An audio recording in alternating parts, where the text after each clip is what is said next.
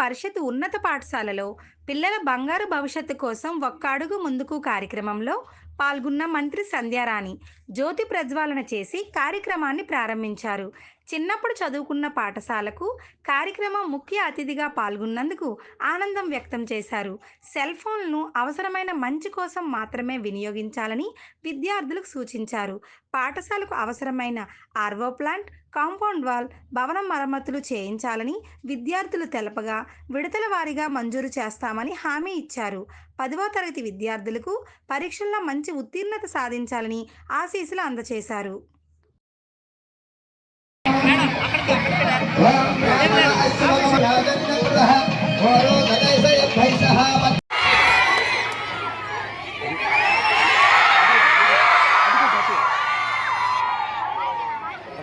ఇక్కడ తిరిగిన ఊరు, తిరిగిన స్కూలు, ఇక్కడ అందరూ కూడా మేము వరుసలు పెట్టుకొని పిలుచుకున్నటువంటి ఊర్లు కాబట్టి ఖచ్చితంగా మీ స్కూల్కి అంటే మన స్కూల్కి, ఎందుకంటే మా స్కూల్కి ఇక్కడ కూర్చుని పెద్దలతో మా స్కూల్కి చేయండి అంటే మా స్కూల్ కాదు, మన స్కూల్కి ఏం కావాలో అవన్నీ కూడా చేసి పెడతారని మీకు సభాముఖంగా మాటిస్తున్నాను, చేయిస్తాను. మీరందరూ కూడా చక్కగా చదువుకోండి. కారణం ఏంటి అంటే గవర్నమెంట్ స్కూల్లో చదువుకున్న పిల్లలే బాగా తెలివితేటగా మీరు అన్ని అంటే ఇంజనీరింగ్ కానీ, మెడిసిన్ కానీ, ట్రిపుల్ కానీ, ఎన్ఐటి కానీ, ఐఐటి కానీ సీట్లు సంపాదిస్తున్నారు. ఎందుకో తెలుసా? ఇక్కడ క్వాలిఫైడ్ టీచర్లు ఉంటారు. ఇక్కడ క్వాలిఫైడ్ టీచర్లు ఉండి చక్కగా చెప్తారు. ప్రైవేట్ స్కూల్స్లో మనం చాలా ఇరుకు గదుల్లో, ఇరుకు స్కూల్స్లో చదువుకొని చాలా మంది అనుకుంటారు. కానీ ఇట్లాంటి ఒక స్కూల్లో చదువుకుంటేనే మంచి జ్ఞానం ఉంటుంది. మీ అందరికీ ఐడియా ఉందో లేదో, మేము చదువుకున్నప్పుడు 1000 మంది దాటుండేవారు. ఈ స్కూల్లో 1000 మంది దాటుండేవారు. ఓన్లీ మా 10th క్లాస్కి 234 మంది ఉండేవాళ్ళు. Only 10th class. ఇది ఏ సెక్షన్, అది బి సెక్షన్.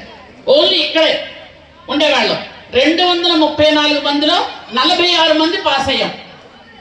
అర్థమైందా?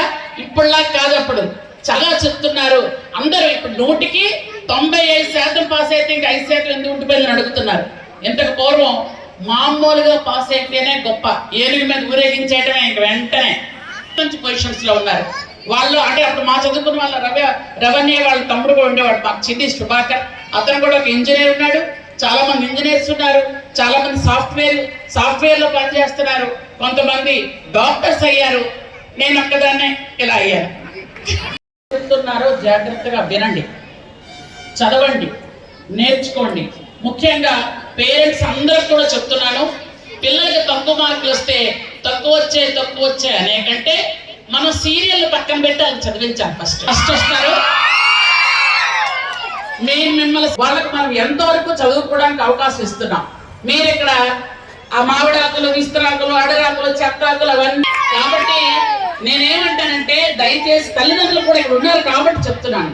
ఎందుకంటే తల్లిదండ్రులు అందరికీ కూడా నేను రిక్వెస్ట్ చేస్తున్నాను, దయచేసి 10th క్లాస్ పిల్లలకు మాత్రం ఆ ఇబ్బంది పెట్టకండి. 10th క్లాస్ పిల్లలందరూ ఖచ్చితంగా బాగా చదువుకోవాలి. వాళ్ళ కోసం 1 సంవత్సరం పాటు మీరు సీరియల్స్ త్యాగం చేసినా నష్టమేం లేదు.